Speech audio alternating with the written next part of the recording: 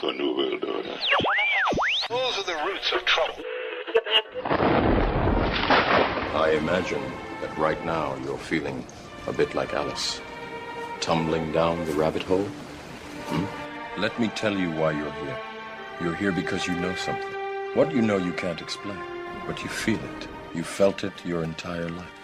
That there's something wrong with the world. You don't know what it is, but it's there, like a splinter in your mind, driving you mad. It is this feeling that has brought you to me. This is your last chance. After this, there is no turning back.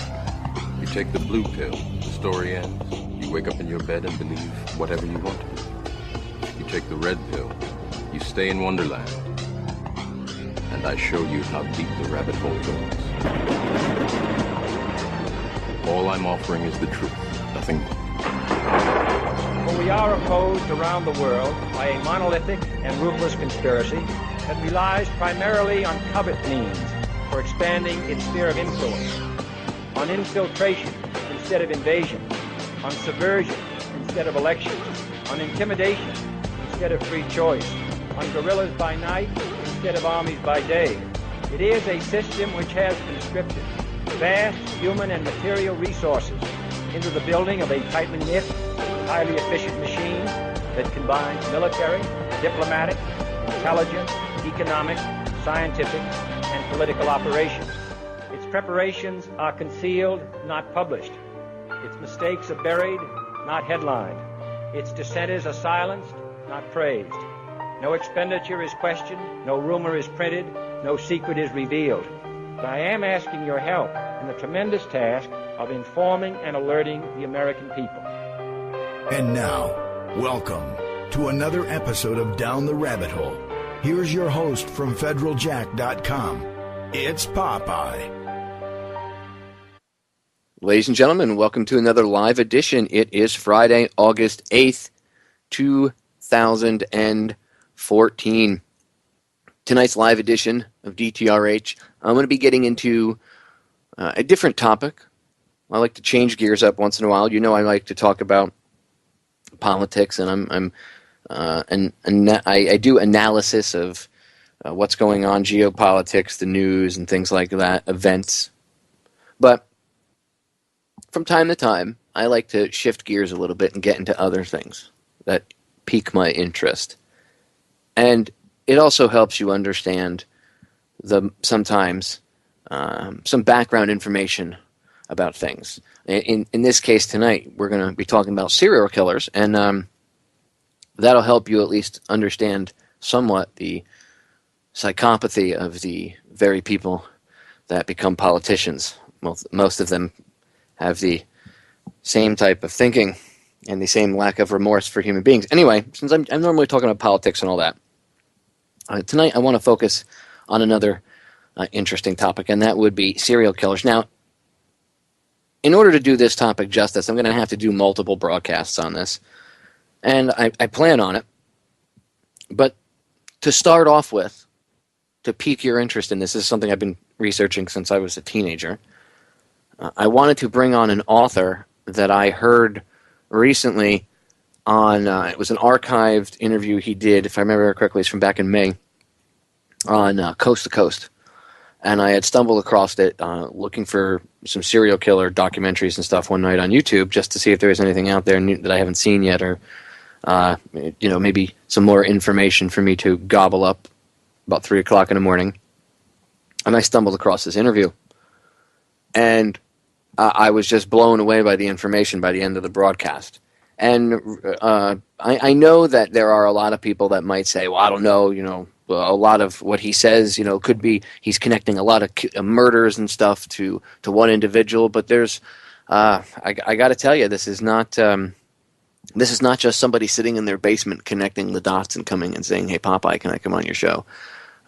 This is a retired detective, and he was a police detective, or sergeant of detectives, I should say, for a long time, and he retired back in 2005. I'm going to read you his bio in a second, but this isn't some dude sitting in his basement, in his mom's basement with a tinfoil hat on his head coming up when trying to connect the dots where there aren't dots. This is a seasoned veteran investigator, a professional, someone who did this for a living. He's brought people to justice.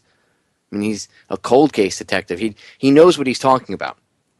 You know, you can't, not that somebody in their basement couldn't connect the dots, but that's easily attacked by people saying, oh, they're not a professional, whereas here you have a professional connecting the dots.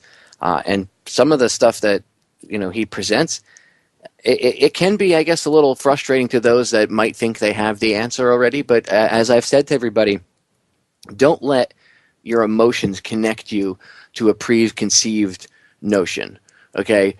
Allow, if new facts come to light, allow the evidence to speak for itself.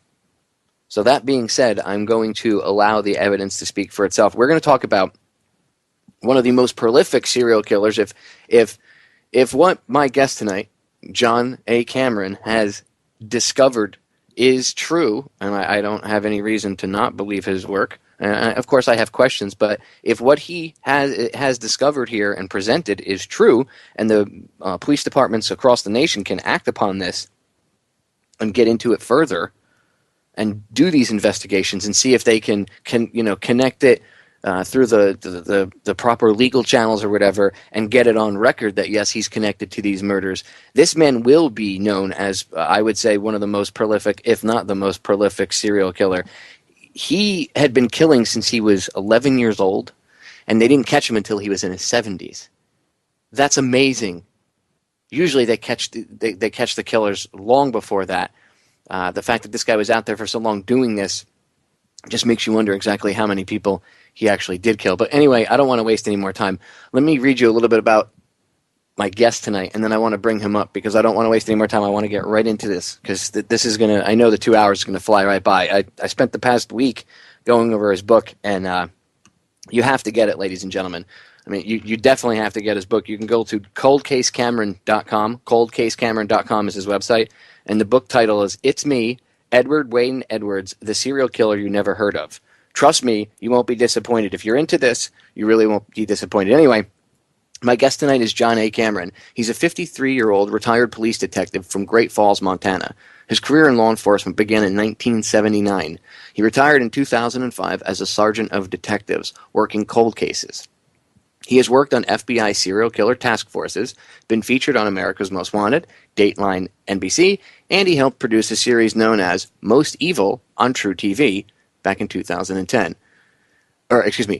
In 2010, while working as an analyst for the Montana Board of Pardons and Parole in Deer Lodge Prison, Montana, he was in a position to access information that had been kept secret for 55 years, unraveling the most intelligent serial killer ever. I promise you, after tonight's broadcast, ladies and gentlemen, you are going to be interested enough to get his book. I urge you to purchase the book. Get it. Do the research. Once you read the book, cover to cover, don't just come up with assumptions or just read the book and then go to his website. And the website itself is an addendum to the book. And we're going to get into that and more. Anyway, let's get to my guest. Welcome to the broadcast, John. Thank you so much for coming on tonight. Thank you, Popeye, for having me on. This is an important story to tell to the whole nation, so I'm glad you contacted me to ask me to be on. I appreciate it. Well, I respect. I was a private investigator. I was never a law enforcement officer myself. I was in the Coast Guard. I did federal law enforcement, and I was a private investigator for a couple of years. And I did investigations and stuff, but nothing to this magnitude. But between being an investigator myself of sorts and doing investigative journalism and then having this interest in serial killers, when I came across your interview that you did on Coast to Coast, I was just blown away because, I mean, like I said to you, I went back and listened to the interview 4 or 5 times before I called you because my jaw was on the floor because you were able to connect this guy, Edward Wayne Edwards, that I've never even heard of, to a lot of these different murders, some of them very famous. And, it blew my mind because here, I could say, again, well, if I wanted to be a skeptic, well, this guy, he's just an author, maybe he's just trying to sell a book. But here you are, a seasoned cold case detective. You've worked on task forces going after serial killers. So this is not, not that someone, independently couldn't do it, an author, but it just goes to show you that disparaging thinking has to go away. I mean, here you are, a seasoned professional, and the information you're bringing it's like dropping atomic bombs of information. So I'm going to shut up. I'm going to give you the floor. I'll start with this. What got you interested in Edward Wayne Edwards, considering, like you said, the serial killer you've never heard of? Sure, let me tell you a little bit about me and how I became to get involved with him. I'm a retired police detective from Great Falls, Montana. I did 24 years here and specialized in cold cases. And when I retired, I went to work in Deer Lodge Prison, Montana for the parole board.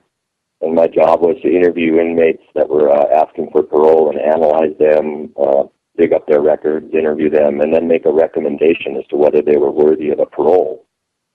But in this position in June of 2010, I was notified about a serial killer back in Ohio named Edward Wayne Edwards, and he was 77 years old in June of 2010 when I first heard of him.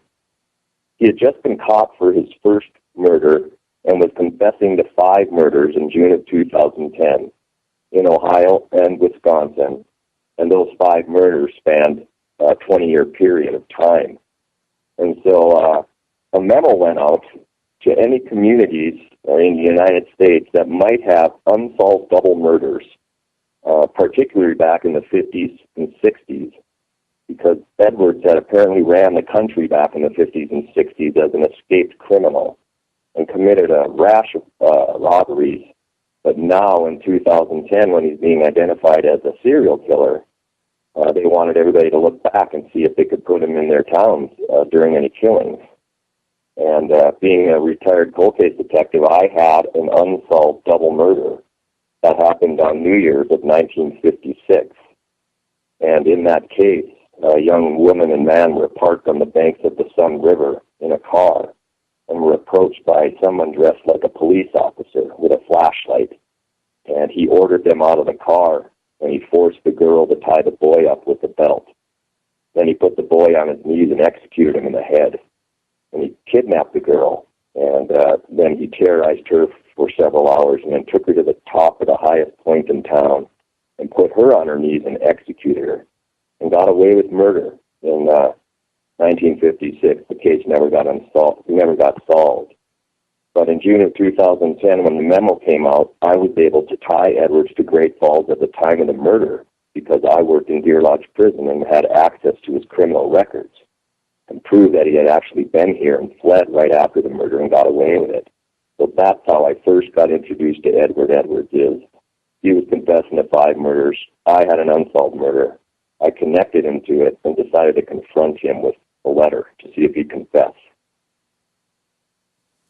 So we know for a fact on the books right now that he's got 5 murders on him, correct? Yep, 5 murders spanning 20 years. Okay, and that's what he's legally on the on the books, what the legal system got charged for.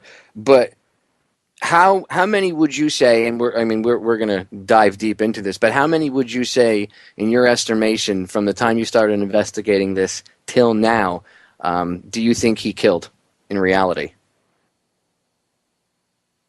Well, when you look back at how he worked in 2009, when he finally got caught, in 2010, when he finally confessed to the 5 murders, 4 of those murders were very similar to the 1956 Great Falls murder. That is, they were couples who were kidnapped, stabbed, tortured, shot, just horrible. And it's kind of like Lover's Lane's killings from 1977 and 1980. So he confessed to those to get his death penalty in 2010, and they matched the murder that I had in 56. So I knew that he'd been killing from 1956 until 2010 when he's finally confessing. And so I went back, actually, to the very beginning of his life and spent the last 4 years documenting the entire investigation, interviewing his lives, children. And the number of people he killed will be in the hundreds, if not over 1,000. Wow. Just... wow. The fact that this guy was killing from the time he was 11 years old And actually, didn't isn't there? I think his mother was killed, right? His mother was shot in the stomach. Was that done by him, or was that done just in his presence?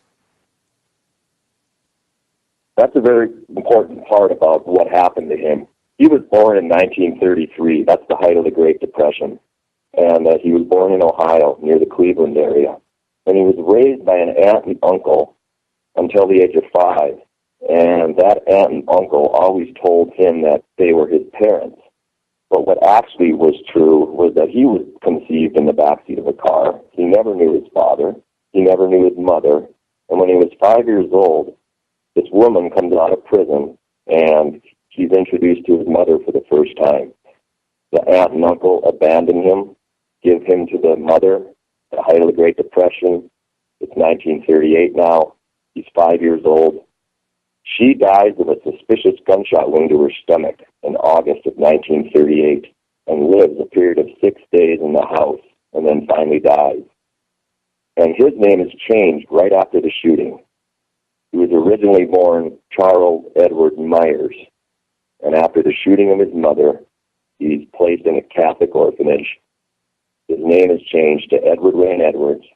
He's beat, raped, beat by the nuns, molested by the older boys, and by age 11 escapes Parmadale Catholic Orphanage and starts committing what he would call the rest of his life crimes of recognition.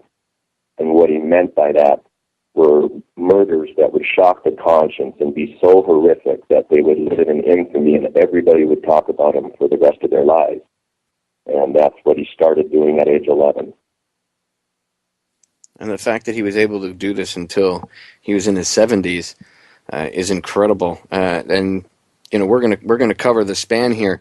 So let's start off with his first couple of murders when he was 11 years old. I mean, to think that an 11-year-old could kill, for me, it doesn't go beyond the pale, because I understand. I doing researching this stuff since I was a teenager, well over 20 years now. I've come to an understanding that kids can be just as evil as adults. I mean, I have a book called Lustmord. If you've never read it, get it. I suggest go ahead and grab a copy. It's cheap on Amazon. It's called Lustmord: The Writings and Artifacts of Murderers. And it's their journals, the things they wrote when they were in prison, some of their confessions, whatever. And some of the stuff, I mean, some of these people that were involved were little kids. I think one little girl was like 9 or 10 years old, and she would lure little boys out into the woods and then kill them with like a rock to the head and then mutilate them by cutting off their penises. And she was like, again, 9 or 10 years old. So the fact that he started at the age of 11 to some people might be shocking, but it's actually, as strange as this sounds, it happens more often than you would think. I'll put it that way. So go ahead, John. He starts off with his first kill at the age of 11. Yeah, by the age of 11, it's 1945, and he escapes the orphanage, and he goes to Chicago, where he breaks into the homes of 2 women sleeping, one in June and one in December of 1945, beats them in the face, stabs them, shoots them, and then writes messages on the wall, very childish messages stating, "Please stop me, I can't control myself." And then his next victim is a little 6-year-old girl in January of 1946 named Suzanne Dignan, who is sleeping in her house while her parents are there. He lures her out of the house, takes her to a nearby basement where he dismembers her, beheads her, and then spreads her remains around the streets of Chicago in 1946, taunting the police with anonymous letters, phone calls, and very immaturish writings, challenging them to catch him. And it's clearly all written by a very immaturish person writing it. Well, it turns out that the little girl that was killed in 1946, her father was in charge of the funding of the Parmadale Catholic Orphanage that Edwards had escaped. And he targeted him specifically for that reason, for his horrible abuse he lived through in Cleveland Parmadale Catholic Orphanage. And that case was known as the Lipstick Killings. And a man named William Herons was arrested eventually in June of 1946 for that killing and confessed. and then recanted immediately, but then spent 66 years in prison, called the Lipstick Killer. And that was Edwards' first setup, and that would be his MO the rest of his life, would be to kill somebody, create a horrific murder, taunt the police with false letters, phone calls, false evidence, and set up an innocent person, lead the evidence to them, and then watch the system kill for him. And so he just started that in 1945, 46, and he did it every year, every decade up until his capture in 2009. And to think that an 11-year-old child is smart enough to and mature enough to actually do this. And again, people say, I just don't buy it. But I'm telling you, if you actually do the research on serial killers, you will see that these evil kids usually end up having a very high IQ, and they end up maturing. And I don't want to say they're fully matured, but they end up maturing to a certain extent much faster than other children their age, and they're able to have these thoughts. It doesn't mean I agree and that it's a great thing and we should all high five and be kumbaya about it, but it's the reality of the situation.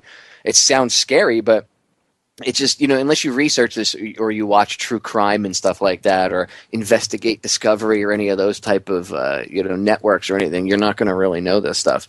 But it doesn't surprise me that a child of 11 years old was able to do that. Now, a question about his MO, because you mentioned that his MO was to frame other people. It's interesting that, unlike other killers, a lot of times serial killers have a certain MO that they do, how they do the kills themselves. It's almost like a certain ritual that they have to go through time after time. Once in a while, it'll metamorphosis and perhaps grow in an upward direction. It'll never devolve. It'll always evolve into whatever more evil, sadistic thing. But it's interesting how his MO wasn't so much with the killing itself, but creating these horrific murders and then more so getting other people to take the fall for it. That's interesting because that's more guile than some of these other killers that are more so monsters. Not that this guy wasn't a monster, but there's this sick, twisted intelligence there. You know what I mean? Yeah, well, that's exactly what he had, and he was so different from most serial killers because most of them have some type of a sexual addiction, a violence addiction, something that gets them caught eventually. Edwards didn't have that. His addiction was the kill itself and the recognition. And what I keep repeating that word recognition is because he repeated it throughout his life in every interview he gave, and he gave thousands of them to the media over the years, that he was into crime for recognition. And what that meant was to commit a horrific murder and be able to wake up on any given day and open up the paper, and there's your murder on the pages, but the cops and nobody knows who they're looking for, but they're pinning it on an innocent guy, and you get to sit back and watch that. And then when those jurisdictions would convict innocent people, he would return and kill again and see if they'd do it again. And many places did it again and again and again. And some of the states where he did his most prolific killing were Florida, Pennsylvania, Ohio, and Texas. And that's because those states put people to death more than anyone else. And he knew that. And he used that his whole life to see if he could get officials to go after innocent people. And he did it everywhere. To me, that type of thinking, that level of intelligence, like the way, like that MO is actually, I guess it's actually a bit more scarier, I don't know if that's the right word, than some of these guys that are just monsters, because not only was this guy a monster, but he was a highly intelligent monster. Like he obviously had a decently high IQ. Was he ever IQ tested? Do you know if he had? I think I've heard you mention that he was IQ tested. Something the high 130s, I think, right? Yeah, in 1945, actually, he was giving a series of tests just before he was released from the orphanage to go home for Christmas. And they showed that he had an IQ of 132, that he was diagnosed a sadomasochist already, that he had a deep dislike for older people, and he was very conflicted over his mother, who was his mother, who was his father, and he had an identity crisis. And so his whole life he used his intelligence to outsmart people. And in many of the cases where he wrote letters, many serial killers will write their journals and they'll keep them secret. But Edwards would actually write his journals and publish them. And I think your listeners need to know that this man, when he was 36 years old, published a book, a 460-page book autobiography on his life, claiming that he was a reformed criminal in 1972, that he used to be a bad guy, and now he's a happily married family man with 5 kids. But this book ended up being an entire puzzle of murder by a serial killer. And if you don't mind, I should read the cover for your listeners. No, actually, go ahead. We got about 30 seconds till we go to break, but go ahead. Okay, the book is titled Metamorphosis of a Criminal, and it states, he was on the FBI's list of the 10 most wanted criminals. He was a hold-up man, a bank robber, a dangerous character, and he spent 14 years in 5 jails. Now he is a writer, a respected citizen, and the head of a family of 5. Metamorphosis of a Criminal, the true Ed Edwards story. And this book ended up being a puzzle of murder by a serial killer of 23 years of murder back in the 40s, 50s, and 60s. Talk about the gall on this guy. He actually wrote a book about himself. And as John was telling me off air, that was actually a key to helping him as a detective. Again, he's a seasoned cold case detective, ladies and gentlemen. All those shows you see on TV, we're actually talking to a real cold case detective here, okay? And he was able to use this guy's book to connect him to multiple murders. Stay tuned, break sneaking up, 3 short minutes, don't go anywhere. ColdCaseCameron.com is the website, go get the book. You won't be disappointed, stay tuned. We are back, ladies and gentlemen. So, when John and I got interrupted, we were getting into Edwards' own book. This guy was, talk about the ego in this guy. He actually wrote a book about himself, about, I'm a reformed criminal, all the while he's not a reformed criminal. And, it's just, there's so much information in this book, a 2-hour broadcast isn't going to do it justice. It's really not. A 3 or 4 hour broadcast wouldn't do it justice. What you need to do, and look, if you're into this, if you're into researching serial killers and true crime and stuff, I promise you the book's worth it. Go to coldcasecameron.com.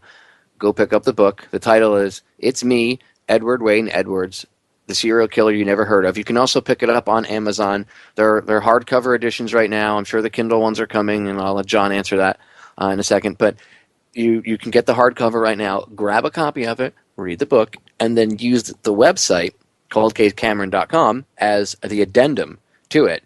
I think it's interesting that, even though John will say that he's, a cop, not so much an author. The author thing came second, right? The fact that he put up an addendum to go with it, I find that interesting. Not many authors do that. So I find it unique, at least from a researcher's aspect, that not only do you have the book, but then there's this website itself that you can go to and use as an addendum, and there's more pictures and stuff available and other things up there.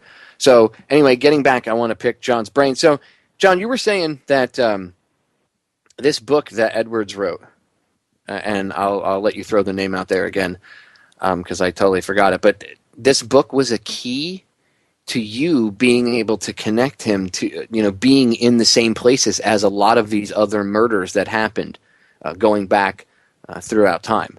So what was the title of the book again? And then I guess my first question about the book is, when you read the book, did your jaw hit the floor? I mean, were you astonished that you were actually able to sit there and go bam, bam, bam, like one after the other? And he actually himself, it wasn't like you're coming up with this. He himself puts himself in these very cities and areas at the time of a lot of these murders, correct? Yeah, that's right. It was actually the book that the Homeland Security Department used to issue the memo out to the cities for unsolved homicides in 2010, because Edwards actually detailed his documentation of his life of travels from the time he was born until the time he was 68, or 1968, when he came out of Leavenworth Prison, claiming to be a reformed criminal. And that's when he wrote this book, Metamorphosis of a Criminal, it's called, The True Life Story of Ed Edwards. And what it should have been called is Metamorphosis of a Killer, because that's what it ended up being. As soon as I saw that he wrote the book and they were looking at him for a double murder possibly in my area, I bought the book, and I couldn't believe what I read in there. He placed himself in Great Falls in 1956 at the time of our double murder. And here he was confessing 40 years later after writing the book to the same types of murders. And that in itself was a jaw dropper. But after reading the book, I couldn't believe how it unraveled the puzzle. If you had taken his NCIC criminal records, which I had access to, and the book, and just followed his life of arrest up until 1968, and followed his life in his book, it revealed the murders he had done in cities all over, every part of the United States, 1945 until 1968. And he came to my hometown, married a gal, kidnapped her, and took her all over the United States in 1955 and 56, creating these horrific ritual murders all over, and forcing her to drive the car as he would change into his uniform, or portray himself as a preacher, or portray himself as a doctor of psychiatry. Those were his three ruses. He would be a married family man, doctor of psychiatry, preacher, and a police officer. And he had all the credentials to prove that he was someone other than he was, and that he was those positions. So he got his victims to come to him. That's just insane that this guy was, I mean, this is in the 50s, and he was at that level where he had costumes, IDs. I mean, this is stuff that you would think would only be, going on today with the technology and the level of thinking that we have today. And yet here you have, back in the 50s, this was going on. I mean, again, that's why I say, I think, and I said this to you off air, if he was tested when he was a kid and his IQ was 132 as a child, I'm willing to bet that by the time he was in his 70s, his IQ, if they had tested him, probably, okay, maybe if he was getting older and he maybe start losing brain cells, let's say we'll test him in his 40s, right? Like midlife, 45. I'm willing to bet that he probably would have had an IQ somewhere around mid 140s, easily 150, because this is a higher level of thinking the way he was operating. I mean, just his MO alone blows me away. That, as I said, most serial killers, like you said, they a lot of times they do it for the sexual thrill, and they have a specific routine that they do over and over and over again. And this guy was just different. I mean, he just did it, he did it for the murder, but also for the notoriety, which we can get into the notoriety thing in hour two. I have a couple of questions about that. So he's running around with this woman in the 50s. Did he eventually kill this woman? I don't think he would have let her go, because then obviously she would have ratted him out, and he would have been in jail, right? So I'm assuming he killed her. No, actually what happened is in October of 1955, he met his wife that he came to Great Falls with in 56, and her name was Jeanette, and she was from Idaho Falls, and she was just 18 years old, pretty naive. He kidnapped her, basically. He raped her, he got her pregnant, and forced her to drive around the country while he committed these murders. And then he ended up in my hometown, where he committed a robbery and fled and got caught 200 miles away. And she was with him. And they were both under assumed name. He was Dr. James Garfield Langley, and she was the wife who was pregnant at the time. So that was the ruse. They were in a stolen car. He got arrested and went to Deer Lodge Prison.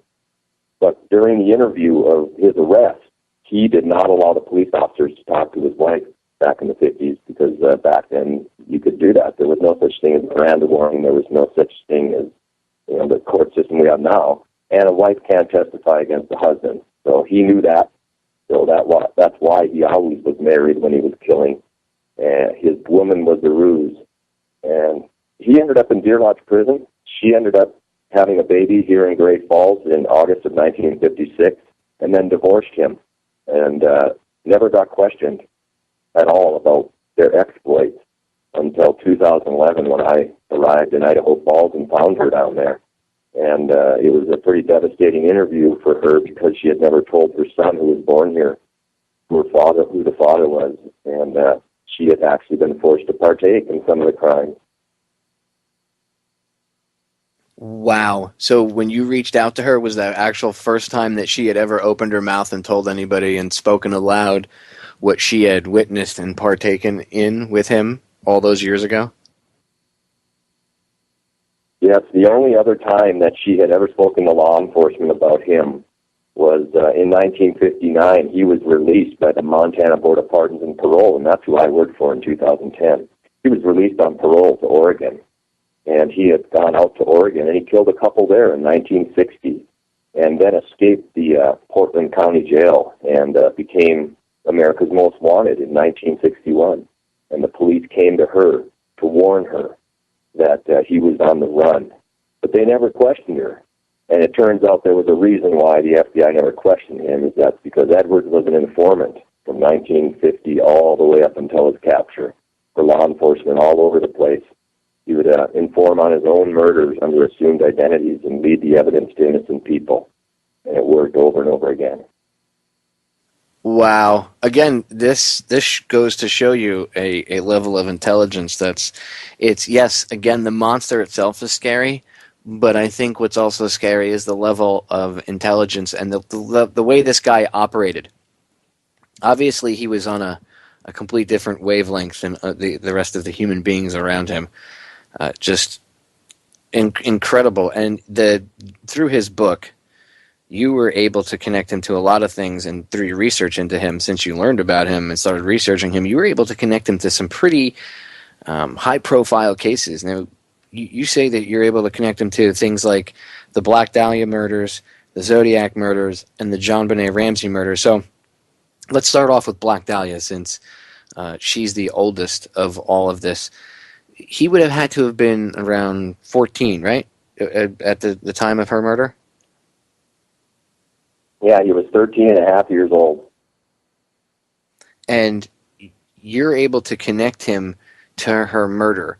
Explain for the listeners, in as much detail as you want. And again, ladies and gentlemen, John and I couldn't do this topic justice. And you don't have to believe, everything that either one of us says or what John talks about or anything. I always urge you to do your own research. But I do urge you, if you're going to do the research, then at least get the reference material, which would be his book, and then use his website, coldcasecameron.com, as a reference, because I know you have more pictures and stuff up there, too, that go along with the book. So I urge all the listeners, if you do purchase the book, use the website as an addendum to it while you're researching this. So, again, Black Dahlia, if he's 13 and a half years old when she's murdered, how did he do that? How is he connected to her murder? Well, let me start with how it got to there, because the Black Dahlia murder never came into the investigation until 2 years into it. And for your listeners that don't know who she is, that was Elizabeth Short, and she was cut in two on January 15th, 1947, and laid out in a public lot down in Los Angeles. She was a beautiful 22-year-old gal, inspired actress, and somebody cut her in two pieces and laid her out in a public parking lot in 1947. Never was solved. It was kind of one of the biggest cases ever over the decades. But after I found Edwards had written this book, connected him to the double murder here in Great Falls, I took the book and I tore it apart and I turned it into a PDF file so that the phrasing in the book could be searched on the Internet. Because the important thing about Edwards was he was an author. He was a publisher. He appeared in movies. He wrote his own albums. And he also authored his own websites as he got older in life. And his book was a puzzle, but so was every movie appearance, radio appearance, or anything he appeared on. And he appeared in thousands of places. You can see quite a few of them on my website, coldcasecameron.com, if you go to the timeline and just look at what he did through his life. But it was the book, Metamorphosis of a Criminal, that led me to the Black Dahlia case, and to a website that eventually Edwards published in 2002, and that website was called blackdahliasolution.org, and it really ended up being the Black Dahlia Solution, and it was authored by Ed Edwards. And the beginning of how I tied him to that through the phrasing in the book was he placed himself in Los Angeles at the time of the killing and 13 years old. And I'll read a little portion of what he said.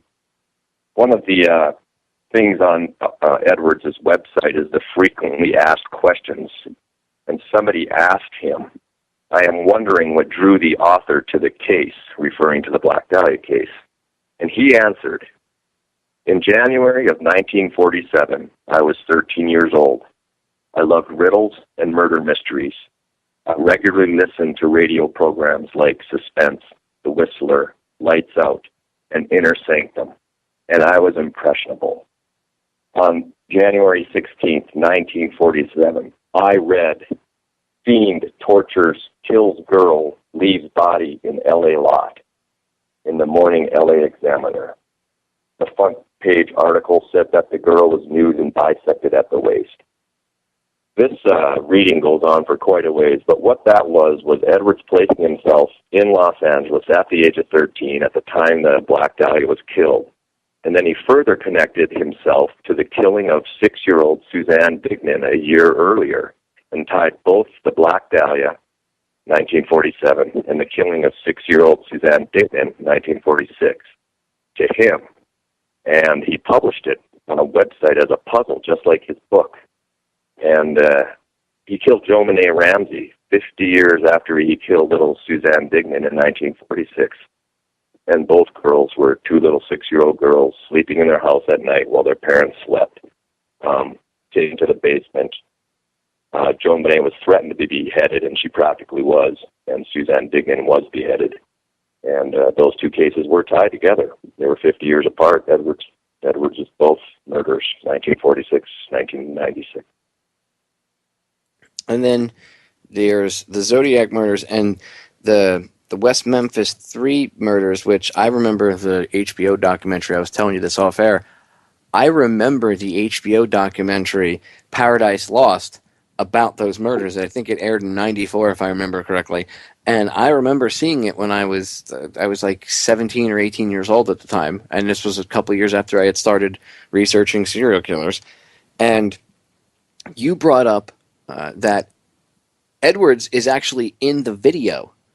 There's a shot of him holding the dollar bill and showing the back of the dollar bill where it says "Annuit Coeptis Novus Ordo Secularum," and it's got the all-seeing eye, and and of course he was into the occult, which we're going to get into too, and I have a couple questions about that because I have a few questions, about what you think he might have been connected to and with that as well, but that in itself I found completely mind-blowing. And I remember seeing the documentary, and then you show a picture of him in the video. And you actually went back and contacted the producers, I think it was, of the video, the people that had made it, and they can't account for how this guy got into the video shot. Like, I think it was while the parents were talking, he comes up in the video shot. I'll let you elaborate on it. It's just, that to me is like going back to the crime scene, injecting yourself back into it. Now that is the MO of what these serial killers do a lot of times, in one way or another.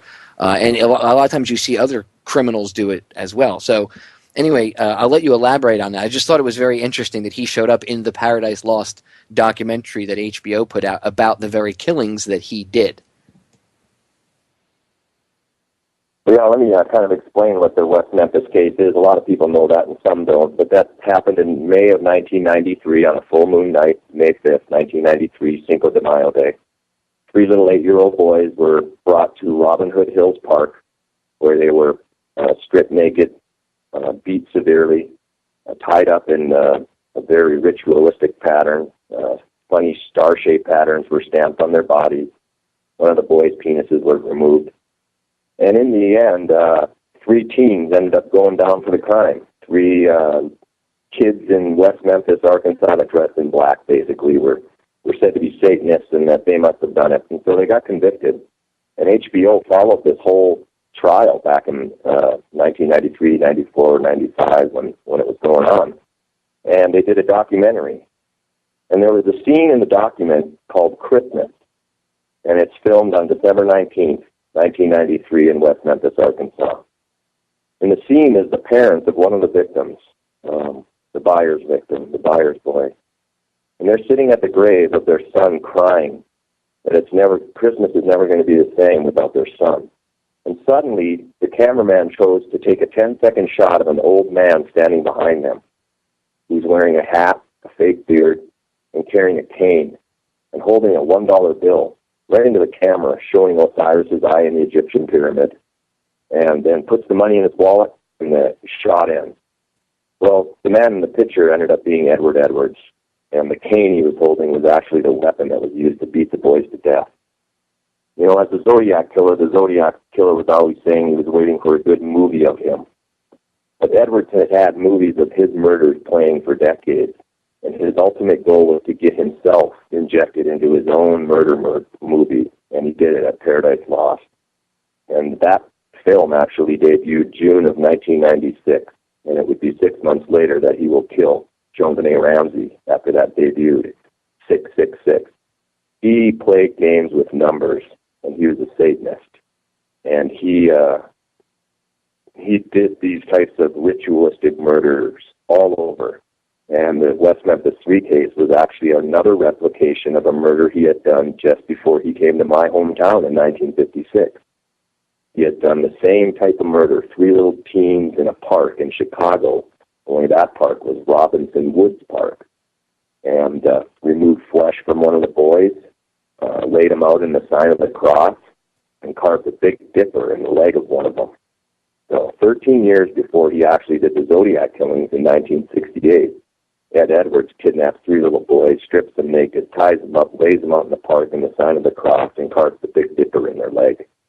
That's the type of stuff this man did, and that's what the Zodiac was. The Zodiac was Satan, and he was playing out ritualistic ancient Egyptian gods and forcing his victims to play out some of the rituals. And I remember that you mentioned that he had, or JonBenet, I think it was a family friend, she had said something about she was going to get a personal visit from Santa Claus on Christmas Day, and the family friend had corrected her and said, no, it's Christmas Eve. And she said, no, my Santa comes on Christmas Day. If you look at the picture of Edwards in that documentary that HBO did, if you look at his face when he's holding that dollar bill and stuff, and he's doing the twiddly, thumbs thing, if you look, he's got a beard, a white beard. And I just thought about that while we were talking about the JonBenet case. I was thinking, and I was like, I remember he had said that she had mentioned something about a family friend saying that she gets a personal visit from her Santa Claus, and then here you have, you're saying that 6 months after the documentary aired is when she was killed, and in the documentary you see he's got this big white beard and he's kind of fat at the time, and he could pass for quote unquote Santa Claus. Yeah, that's exactly what he was doing there. There's St. Nick, and he's actually wearing the same kind of hat that you see in the picture of Hannibal on a lot of the productions, that straw hat. He was horrible. He had gotten himself into that camera shot, and what's even worse is after the shot ends and you watch the parents lying by the grave, you'll see that the production crew actually takes the star-shaped pattern, shadow, and will place it direct center of the father's forehead. And the day that was filmed, the whole intent of Edwards was to try to get that father set up for the murder of his child. And a knife was injected into the scene that day that ended up becoming a very controversial piece during the trial as to how this knife came in, whose knife was it, who brought it in, and the killer was actually right in front of them. But nobody thought that nice little old man sitting at the grave looking like Santa Claus was the killer. So he actually was able to taint the crime scene while they were filming the documentary and almost get the father to be blamed for the murder. Well, to this day, you hear the most vile comments about poor Mr. Byers. I mean, here he had his 8-year-old son kidnapped, tortured, and killed, and the evidence was now being steered to make it look like he did it, which is exactly what happened in JonBenet Ramsey. That's how Edwards worked. He would always groom his victims months, if not years, sometimes decades, before he killed someone close to him. Get into their family, make it look like an inside job, steer the evidence to a parent, and then watch the public and the press and the jury system destroy that innocent person. And he did it over and over, and I guess the best example was John and Patsy Ramsey. And I think it's interesting, and we're going to get into this in the second hour, but when you look into a lot of these murders, even if you don't look into Edwards, okay, say people don't want to believe that Edwards was involved, okay, fine. But when you look into a lot of these murders, the occult always comes up. And of course, the occult just means, the word actually means hidden. But the dark occult, I should say, comes up. And hardcore Satanism seems to pop up. And I think it's interesting because this guy, Edwards, was, for lack of a better term, a student of Aleister Crowley. As most of you, my faithful listeners, know, is referred to as one of the wickedest men in the world, they call him. And he truly was an evil person, do what thou willst. And that's the attitude that the powers that shouldn't be put out. And we all know that. Anyway, that's a side issue. But you can see how this guy was a student of the very same individual that, as I said in the beginning, politicians are psychopaths too, and a lot of them are behind the scenes. And I know some people might find this hard to believe, but they are involved in some of this very high-level Satanism. So I find it interesting that this guy was a student of Crowley's. And we got about 2 minutes before we go to break, but I'll throw this out, and we could chat about this, and we can get into it in the second hour. But do you think that being a hardcore Satanist and being whatever level he was at, whatever he did, obviously he was killing people perhaps at a certain level that was helping along with his beliefs. But do you think he was part of a much larger cult, and that's how he could have had some help? I mean, it is. I know it's a possibility that cults do work together in tandem behind the scenes. There are some really bad ones that it's not a bunch of teenagers, worshiping the devil or doing, quote unquote witchcraft in the woods. At night, it's actually really there are cults that do involve people that are doctors, lawyers, and on the street they look like normal, everyday, average Joe. So I just wonder if you think, really quick, if he was part of that at all. Do you think he was connected to anything like that? Well, he was the top dog, that's for sure. But yeah, he had people below him, and I actually interviewed one of those people in Deer Lodge Prison, Frank Dryman, who Edwards had actually been in prison with in 1956 through 59 in Deer Lodge. And those two were both occultists and were playing it out in Deer Lodge Prison back then. But Edwards, as for did he have help in his murders, if anybody helped him in his murders and were a witness, they were dead. He probably killed them. I would assume he probably killed them afterwards. I'm going to cut us off because the break is sneaking up, but we can get back into this question on the other side because this is one of the things I wanted to ask you. So, ladies and gentlemen, stay tuned. Again, go check out John's book, coldcasecameron.com. Get the book. Bookmark the website. It's an addendum to the book. Look up Edward Wayne Edwards. Interesting to say the least. We'll be right back. Ladies and gentlemen, we are back with hour number 2 here on tonight's live edition of Down the Rabbit Hole. I am your host, Popeye from federaljack.com. As always, I urge you to go check out the archives over on Federal Jack. All these show archives are over there. I'm a few shows behind because I've been busy the past few weeks, but I will get everything up to date in the next week or so. Just go over to the download section. You can download anything you want for free, all of the shows, and anything I've done on Truth Frequency is also available over on Truth Frequency.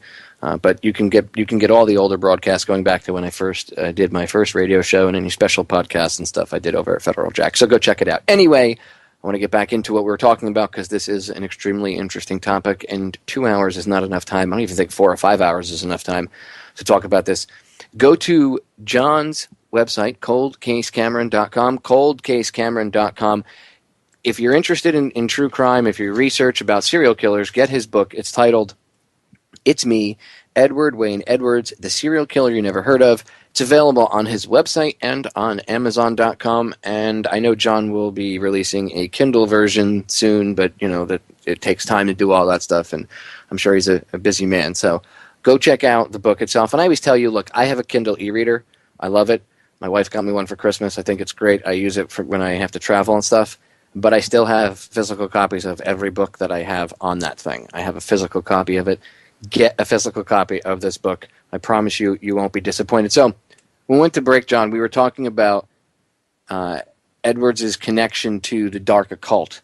And I had to ask you, your take really quick because the bumper music was coming up and cutting us off there. The break was sneaking up on us. But I had asked you, for the listeners that are just joining here in an hour or two, I'd asked John if Edwards is the serial killer, if his connection with the dark occult, if he was connected to any cults themselves. It's not a new concept. That this actually is something that at least I've stumbled across. I've seen that there are more of these types of individuals connected to these cults themselves than you would think. So that show on Fox that they have, The Following, where it's a cult of serial killers, doesn't that kind of, to a certain extent, does ring true, except they kind of portray them to be lost individuals. And a lot of these people that participate in these ceremonies or these satanic cults are lawyers, doctors, judges, police officers, sports players, whatever. A lot of people of quote unquote high stature, and some people in positions of authority, politicians. And time after time, when I see connections to the dark occult in a serial killing case, I always wonder if they're connected to a much larger cult. Not that the murders were, but if the covering up of the murders, so to speak, was done not just by one individual, but there's certain things that would have to have other individuals involved. And who better to have involved but your fellow cult members? So when we were getting into the break, I had asked John about that, but I'll let him reiterate because we got cut off. So John, I know we were talking about it during the break, you and I, but thoughts on that? Well, I'll give you an example kind of how Edwards and the occult worked. In 1979, 1980, and 81, he killed all of these little children in Atlanta. He's the real Atlanta child killer. And what he would do in that case is he would portray himself as a police officer. He actually had the uniform. He had a relative that lived in Atlanta at the time and was a police sergeant on a police department down there. I've actually got a photograph of him with the captain of the Atlanta Police Department. But what he would do is kidnap, let's say, 2 children, and he would hold them. He actually, in the Atlanta child case, gave them to some sexual predators, and then killed the kids, and then killed the sexual predators. And that's how he would work. He would never allow anybody to have one up on him and know about any killing. There were lots of low-level people below him involved in the occult, but he was the top dog, and he was connected to Charlie Manson. He was in Leavenworth prison with Charlie Manson, and there's plenty of evidence of that, and I've got a letter sitting here right in front of me where he admits it. He was competing with people like Charlie Manson. He would never let anybody be a better killer than him.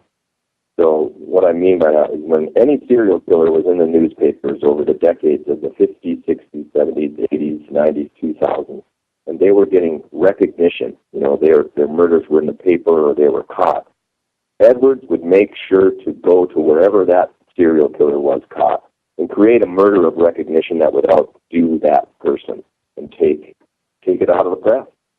And his murders would always be in the press. He was, as a cult, though, he wasn't a guy that would walk into some building where they're having a cult meeting. He was the top dog killer, and it was his job, as he told me in an interview, to know every one of these people. And if you go on my website on July 9th, 1993, on the timeline, you can read the letter I'm referring to, and it will give you a great insight to Ed Edwards. It's actually a 3-page letter he sent the FBI in 1993 after killing the little boys in West Memphis, Arkansas. And that letter contained everything needed to figure out who he really was, that he really was the Zodiac killer, and that he really was the killer of the 3 little boys in West Memphis. It was a puzzle, and that letter I got from his daughter in 2010, and that really showed me what his intelligence level was. He would stand right in front of the FBI, hand them everything to figure out who he was, and be able to walk away, and they'd never suspect him. Just incredible. I mean, like I said, I think the scarier thing, not just the fact that the guy was a monster, but the fact that the level of intelligence that this guy shows in the way he operated, not just kills, but the way he actually operated and did everything else. And I think that the idea that he's connected to some sort of, occult network, or cult network, I should say, behind the scenes with other people to help him cover up his murders, I don't think that that's too, far out of the ordinary. I mean, that would actually explain how he was able to get away with a lot of the stuff. Not so much the killing itself, because I can understand if somebody wants to get away with something like that, okay. But the massive amount of fraud that he committed while killing, because a lot of people say, well, what did Edwards do for a living? He killed. Like, he committed fraud with a lot of the murders that he did as well, and was able to benefit from that. Like, one of the killings he did was his own stepson, right? He adopted a guy, a kid, and then, I guess when he was of age, got him to go in the military, and then brought him back, or, helped the kid go AWOL or whatnot, and then killed him and collected an insurance policy on him, right? Yeah, that case actually is the one that ended up getting him the death penalty. The case occurred in 1996, the same year Joan Benet Ramsey was killed. Edwards actually lured a 22-year-old man. It was just a friend of his kids who wasn't very smart, actually. Asked him if he wanted a place to stay, invited him into his house, eventually convinced the kid to change his name to Edwards, Danny Boy Edwards, so that Edwards could be the beneficiary on a $250,000 insurance policy that he took out on him. And then he waited 2 years and then killed a guy behind a cemetery in Troy, Ohio. Beheaded him, just like he did Joan Benet, and then planted his body for a year, hiding it, waiting to collect, and then collected $250,000 in 1997 and used that money to just perpetuate more murder. He would fly all over the country in private jets. He was incredibly intelligent, always under assumed identity, and was most likely invited into first-class sections because he was so charming. And you got to figure $250,000 in '97 was worth a lot more than it is now. So you got more with it back then, and you got to figure if he's done this once, again, he's probably part of this much larger network. I mean, it makes you wonder if he ever. A lot of times, these people that are connected to these cults, and I'll throw this out and then we can move on. But a lot of times, the people that are connected to these things on the back end. Like Jimmy Savile, right? It comes out now that the guy out in the UK, that guy was a pedophile, but not only was he a pedophile, but he also helped procure children. I wonder if this guy helped procure kills, like maybe get people for them to use in sacrifices, and that's one of the reasons why they worked with him. And, he was maybe, I'm sure he probably took part in some of the ceremonies themselves, but it just, all these connections, I think that's what makes the fraud possible, because, I mean, you would figure if he was doing this since he was 11 years old, right? Eventually he would have gotten caught with covering things up or something. But if he's engaging, and even if he was just killing and not doing the fraud, but engaging in the fraud is another aspect where it opens himself up to, maybe they're not looking for a serial killer, maybe they're looking for a tax cheat or something or whatever, or insurance fraud, and he gets nailed that way. I think he was able to skate through all that because there had to be somebody helping him at least once in a while along the way. And I think that helps explain when people say to you, well, how the hell could he have done all this and gotten away with all this fraud? John, I think you're out of your mind. You're not thinking right on this one, buddy. And I have to say, no, understanding how cults and stuff work and understanding how there's actually more higher ranking people, like you said, there's a lot of lawyers in these things, and you're not kidding when you say that. You have high ranking people, politicians, judges, lawyers, whatever, prosecutors, police even. It doesn't surprise me that knowing that this would be able to be covered up, because perhaps he was important to them until he was no longer important. And then once they get to a certain age, they lose that protection, right? I mean, same thing with Jimmy Savile. He's dead and buried, so they can throw him under the bus now. So knowing that how cults work, I think that actually helps booster your case somewhat, especially with the fraud and how he got away with it. And he admitted to you in interviews with you in conversations, whether it was through letters or you talking to him, that he did a lot of this, correct? Yeah, Edwards made so many confessions over the years and published them and put them on our website and sent letters to police, for decades that contained actually confessions to murders if they had followed his life. But how Edwards would work with getting people to conspire with him was he would pick his victims very patiently and deliberately, and he knew that he would pick somebody and somehow rope that person into a financial gain for them, or they're going to get drugged, or they're going to get sex, or they're going to get some type of gain by the ruse he's using, and then he would get them to sin, get them to commit to the fraud that he's about to perpetuate. And they don't have any idea that how it's all going to end is with the murder of somebody. And then the murder happens, and then all the people that have been part of the conspiracy are sitting in the back going, we're kind of attached to this and we can't say anything. So they don't say anything.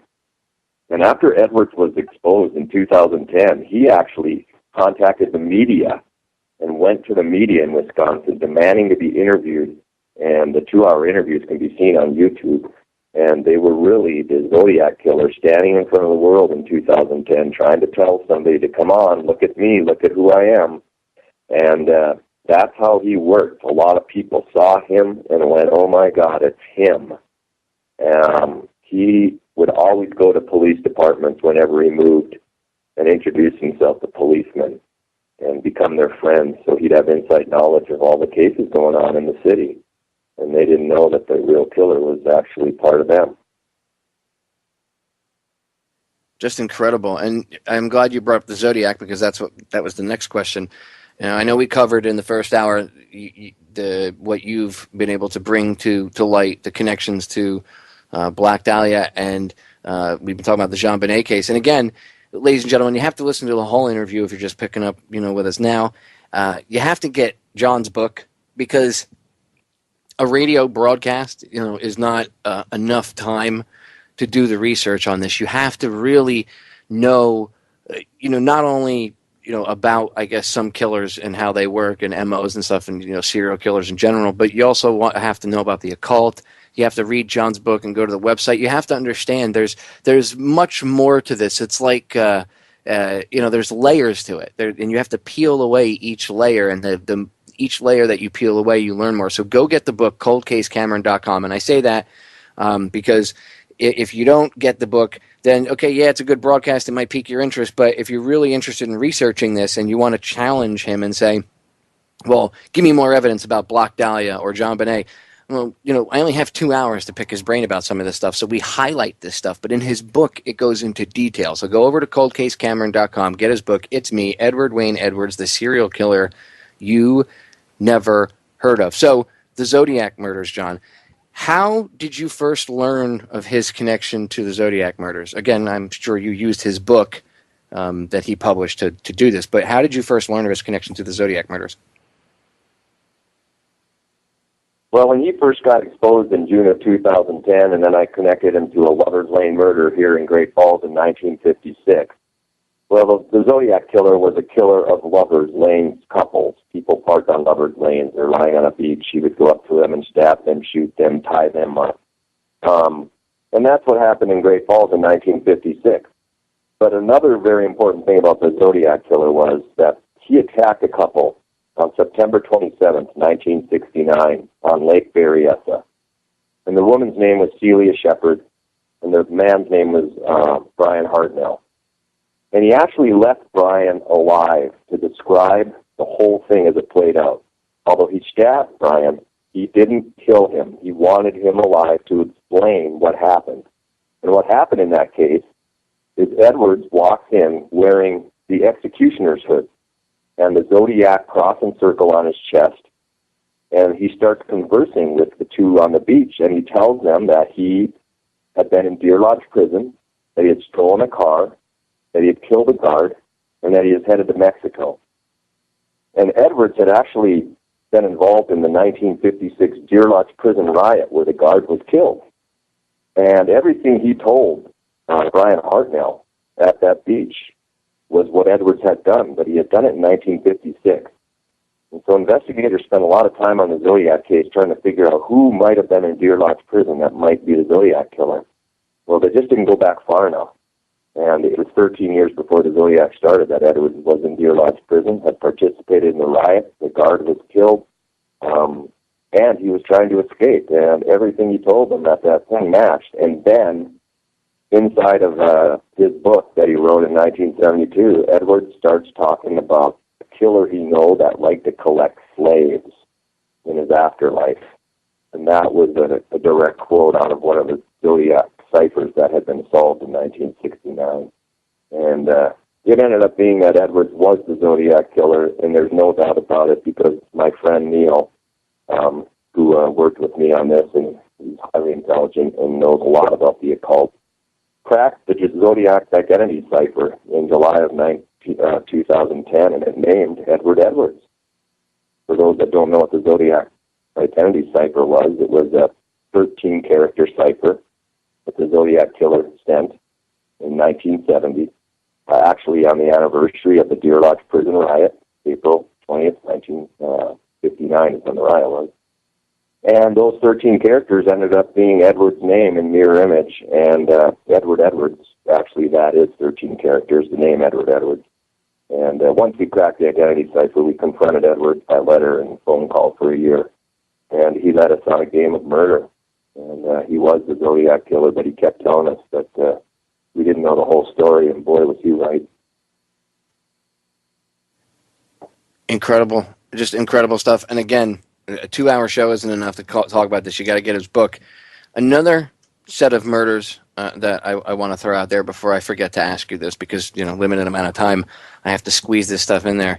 Adam Walsh. Now, this one is kind of close to home because I live in South Florida. Now, I know the Hollywood police, in police lingo, they like 2 guys for it, and they came out a couple years ago and said that it's most likely them and blah, blah, blah, blah, blah. I don't think it was the 2 guys they blamed. Now, in my research, I came across a connection to the dark occult again when it came to his murder, and perhaps it could have been a cult of individuals that did it, or it could have been done as part of some sort of ceremony. And then here comes your book, years later, and you're saying that a guy who has connections to a cult and was a Satanist killed this little boy and decapitated him. Now, whether he did it by himself or as part of a ceremony or whatever, to me it's interesting connection. It doesn't quite glue everything together, but it kind of steers you more in the direction of what you're talking about. So the murder of Adam Walsh. How were you able to connect Edwards to him? Well, for those of your listeners that don't know who Adam Walsh was, he was the son of John Walsh, America's Most Wanted host. Adam was kidnapped July 27th, 1981. Actually, he was kidnapped just after Edwards finished the Atlanta child killings, which were just over in Atlanta, Georgia, where he killed 24 little kids there. And so he went to Hollywood, Florida, and he kidnapped Adam Walsh. I had no idea that this case was going to come into this investigation. And what happened was in about the third year of the investigation, after I determined that Edwards had set up those websites regarding the Black Dahlia and all of that, I found that he had been blogging on the internet for over 15 years against his own cases. And in 2008, the Hollywood, Florida police went public and named Otis Toole as the killer of Adam Walsh. And the 2 people you were referring to were Henry Lucas and Otis Toole. And that's who the police always tried to peg for Adam Walsh. But Edwards went online on his birthday, June 14th, 2009, just after the police had taken his DNA. And he realized he was going to go down for his first murder in Wisconsin. And he actually confessed to being the killer of Adam Walsh and confessed to being the Zodiac killer, and also told everybody that John Walsh had received Zodiac killer letters back in 1991. And in fact, John Walsh had received letters signed by Scorpion. And those letters actually were written by Edwards in 1991, taunting John Walsh, the host of America's Most Wanted, to catch him, because Edwards was America's Most Wanted. He taunted John Walsh from the time that he killed his son in 1981 all the way up until his death, because Edwards always claimed to be the best criminal ever, and that's what he wanted to go down in. And what he really meant was the best killer ever. And here John Walsh was doing a show on America's Most Wanted, and Edwards' confession can be read on my timeline if you go to June 14th, 2009, and you can read his confession to killing John Walsh's son, Adam, and it's pretty horrible. But it definitely tied him all together with the killing of Adam Walsh, 6 years old, Joan Benet Ramsey, 6 years old, and little 6-year-old Suzanne Dignan, 6 years old, in Chicago in 46. He killed kids his whole life, and he killed them at the age that his life was destroyed, 6. So it's very significant. Again, like you said, it goes to his childhood, that went back when his mother was shot, and then he was put in a home. And they changed his name at a young age, you said. And that's, I guess it's weird to hear that had a profound effect on him. But I guess as a child, his, probably being in such a traumatized state, maybe because of what, he had been, through up to the age of 5, whatever his background was with his parents, and then his mother being killed, and then losing his identity. I guess that is a way to start him on a path of, it's like two separate identities almost. And maybe he actually split in his mind, and there really was, two different identities, or it was just an act. But either way, you can see that this goes back to his childhood and the event of his mother's death. And then it's amazing how he metamorphosized, I can never get that word out, from the time he was 5 till 11, and turned in from this kid, 5-year-old kid, into a killer, and a pretty proficient one for an 11-year-old, I would say, at least in my opinion. The average 11-year-old doesn't think like that. The fact that if you're correct, and he was Dahlia's killer, he would have been like 13 and a half, 14 years old, you said, around that time. I mean, you'd have to be pretty proficient and in the mind, knowing how to cut a human body for a 13-year-old. I mean, there would be certain physical limitations to doing that, as some of these other killings and dismembering of the bodies, wouldn't you say? Oh, yeah, he was precision, and he explains that all in detail, how he did it, actually, on blackdahliasolution.org. He actually explains the details of how he cut her up in the bathtub and hauled her out in her own suitcases, and stuck her in the back of the trunk in the suitcases, drove to the park, and laid her out right there. Now, he had completely dissected the 6-year-old girl just a year earlier, so dissecting the 22-year-old female was the representation of his mother, and dissecting the little 6-year-old girl that was destroying the little girl at the same age that he was destroyed. And when you look at the identity crisis he had, and you look at the Zodiac Killer teased us his entire life with his identity. And why did he do that? Because he didn't even know who he was. And that's because Edwards was actually born Charles Edward Myers, named after his grandfather. And then his mother, Cecilia Myers, is shot suspiciously, lives 6 days, dies, and they change his name. Why did they change his name? Because grandfather didn't want the little bastard tied to the name. And I really believe that he shot his own mother at age 5. He stuck it in the orphanage, changed his name, and it was an identity crisis, and he was raised in the era of the Cleveland torso murders. John, I'm going to cut us off because the break's sneaking up, but I want to pick up right here on the other side. Ladies and gentlemen, stay tuned. Don't go anywhere. We will be right back. We are back, ladies and gentlemen. I'm going to be rattling through a bunch of questions here in the last 26 minutes with my guest, John Cameron. Go to his website, Cold Case Cameron, get his book. I'm going to have him plug everything really quick, because not only does he have a website and a book, but he's also got a YouTube channel. And I want you to go to his YouTube channel because, again, it's at least like an addendum to the book itself. You can see what videos he's put up, and if there's video evidence, which I'm sure there is, he's got that up there as well. So I'm going to give John the floor and let him plug that. and then we're going to get back into the early childhood, because I know that was one of the questions, was does anybody think that Edwards was the one that killed his mother? And I had mentioned that earlier in the first hour. And then we're going to get into the police looking into this stuff, and we're going to get. I have a few questions that have been thrown at me that have to get asked. But first, go ahead, John, and plug your site, your book, and your YouTube channel, and anything else you want to throw out there really quick. Well, yeah, I'd love people to buy my book. It's me, Edward Wayne Edwards, the serial killer never heard of. I never intended to actually write a book, but I realized that I was into an investigation that had to be released publicly because there really wasn't any law enforcement agency that investigated this man after his capture. And I wanted the people to know the information because there are about a dozen people sitting in prison right now that are innocent on his murders. But if you also go to my website, coldcasecameron.com, there's a timeline of this man's entire life. And you can watch the videos and see all the recognition he got throughout his life. He appeared on game shows, TV, radio, newspapers everywhere, bragging that he was reformed. And he was killing in these communities while he was bragging.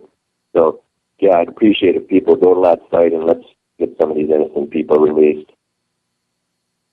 Yeah, I mean, that's actually an aspect that I don't think a lot of people realize, and you have it listed in the back of the book, is the actual amount of people that went to jail, and some have been actually executed for crimes that you've connected Edwards to. And we're going to get into, there's questions about, why he admitted to some of the stuff and why some of the information he told you, which we can get into. But I want to focus on that early childhood for a second, because that's important. That was one of the questions I know was asked earlier, and I'd mentioned this earlier. Do you think that Edwards killed his mother? And you did say when we were going into break that you do think that he might have been responsible for her murder as well, the shooting. And that means that if that's true, then he would have been 5 when he did his first murder, correct? Yeah, that's exactly right. And the importance of that, the date of that killing, August 2nd, 1938. She lived until August 8th. Her funeral was August 10th. He had committed completely ritualistic killings on those dates, and if you look at the killings he actually confessed to in 2010, they occurred on the date of the death of his mother. And that's what he was. He was ritualistic. If you look at Adam Walsh, his head was placed August 10th, 1981 to be found, and that was the day of his mother's funeral. Edwards was ritualistic like that, and he would kill and place bodies. Christmas, April 1st, his mother's birthday, August, his mother's death, Easter, July 4th, Memorial Day, any type of holiday, Christian holiday. He was raised so horribly from the very beginning. Between 1933 and 38 in Cleveland, Ohio, where he was raised, a serial killer was loose called the Cleveland Torso Murder.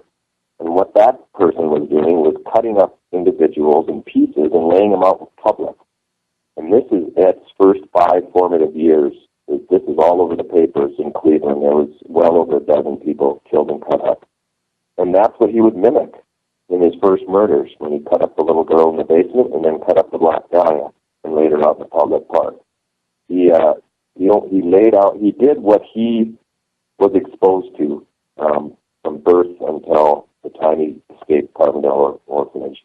He was just completely destroyed spiritually and physically, mentally. And, that can be traumatic enough to fracture somebody's mind. The Nazis perfected what they called trauma-based mind control.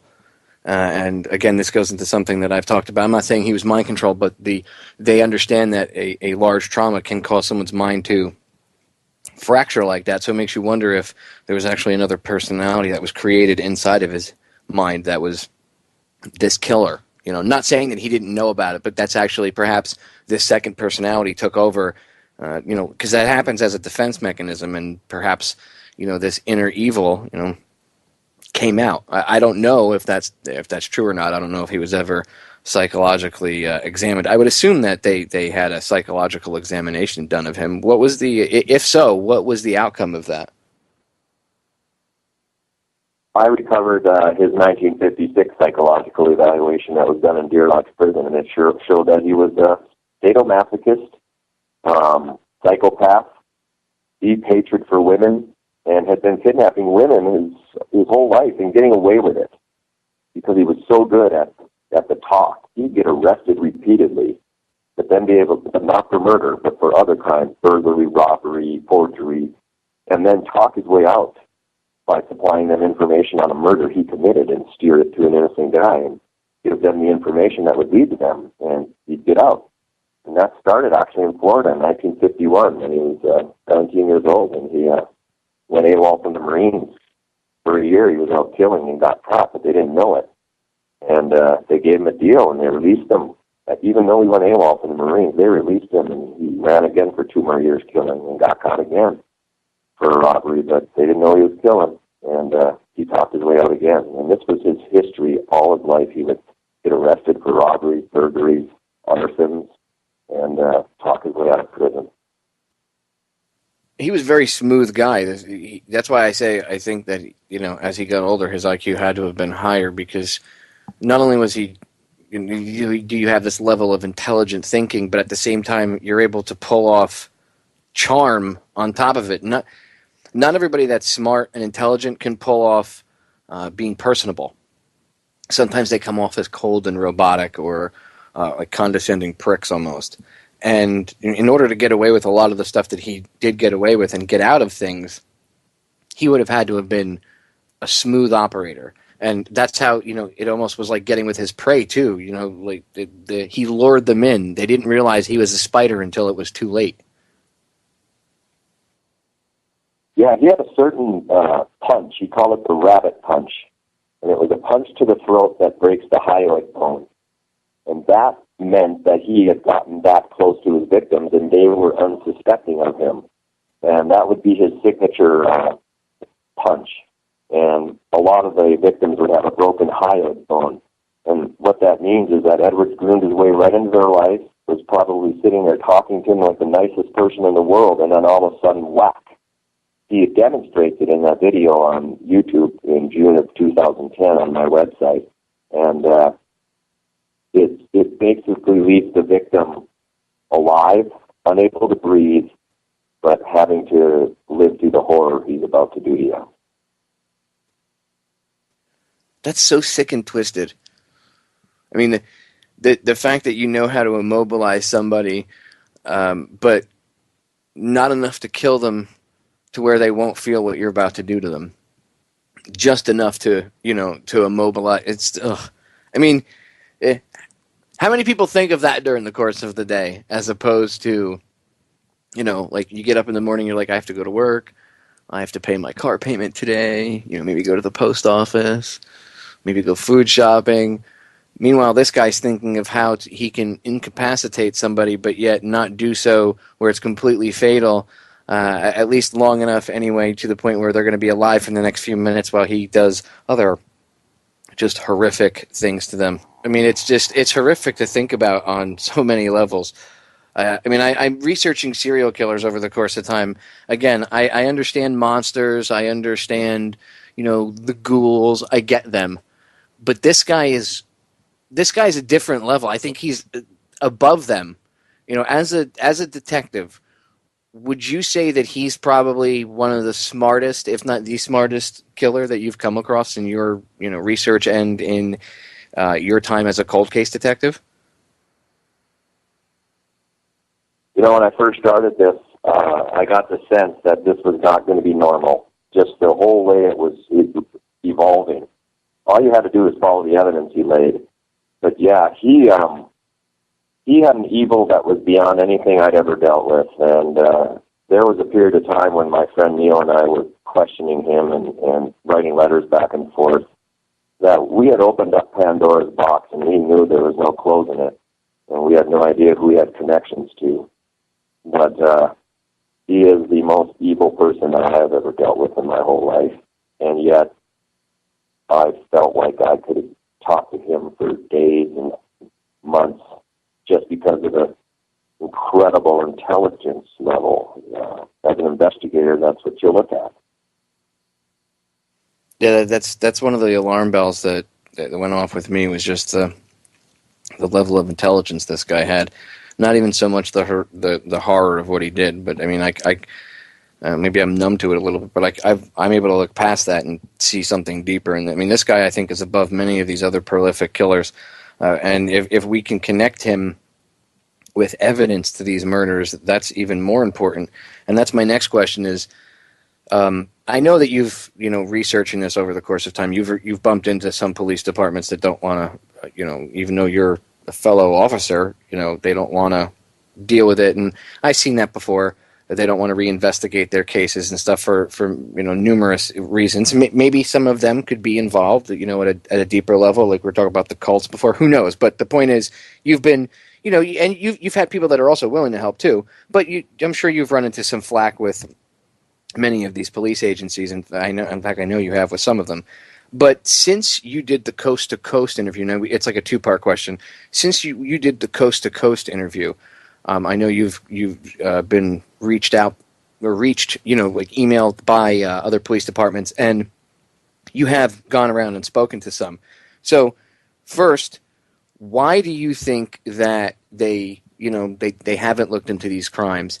And since you did the coast to coast interview and you got the book out there and people have heard it, do you think that some of those people that were against it might end up changing their minds and realizing that there is more evidence to back up what you're talking about? Or do you think that they're still going to be, stalwart in their beliefs and stick to their guns?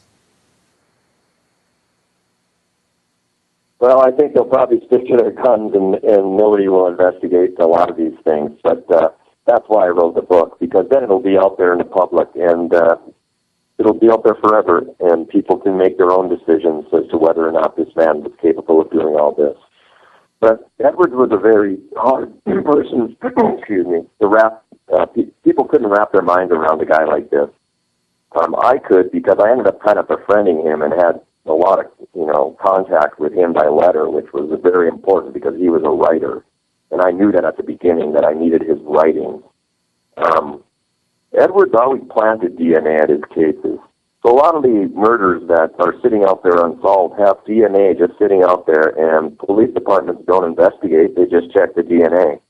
And in this case, in Great Falls in 1956, they supposedly recovered some DNA in 2002, and it didn't match Edwards. But it's because he planted evidence at every one of his scenes and actually admitted all this. Would leave hair clutched in the hands of some of his victims, would leave blood, semen, saliva, fiber patterns, blood patterns. That way it would never direct to him. It makes investigations very difficult. You have to do the work to catch a guy like Ed Edwards. And he had put it all out there to be caught, but you had to really follow his life and do the work. Again, you can't listen to a 2-hour radio show and go, oh well, I think the guy did it, or no, I think John Cameron is full of it. You have to do the research, and again, I mean, even if you're only able to forensically or whatever, through the system, connect him to half of the murders that you say that he's connected to. Wow, I mean, how many open cases could you close? How much closure could you finally bring to many of these cases? And it's chilling to even think about it. I think it's so deep that either people think there's no way that it could be reality, or perhaps maybe they don't want to admit to a mistake. But I think, honestly, I think one of the because I've seen this myself. I think one of the first biggest speed bumps in the research of this is people saying, "Well, come on, there's all these different murders. It's all the blah blah blah blah blah." But if you understand, again, that his MO. See, I didn't understand that either until I thought about it, and I was like, well, his MO, and you said this, his MO wasn't so much the killing itself. It was the killing was part of the much bigger MO. Like his was much different. That's why I say that if you are correct, John, this guy is different than any other. He's like the next evolution of serial killer. It's kind of scary, the way that he was operating mentally, and I hope that the police agencies take you seriously. Now we got about 10 minutes left. I have, as you know, a couple other questions about the evidence and stuff, but since the interview, have you been contacted by any police agencies out there to give you more information to back up what you've been talking about and maybe give you some more positive links with Edwards to some of these murders or other murders that you maybe even didn't know about? Yeah, it actually has been radio that has been the word out. That's the only media that has covered this story.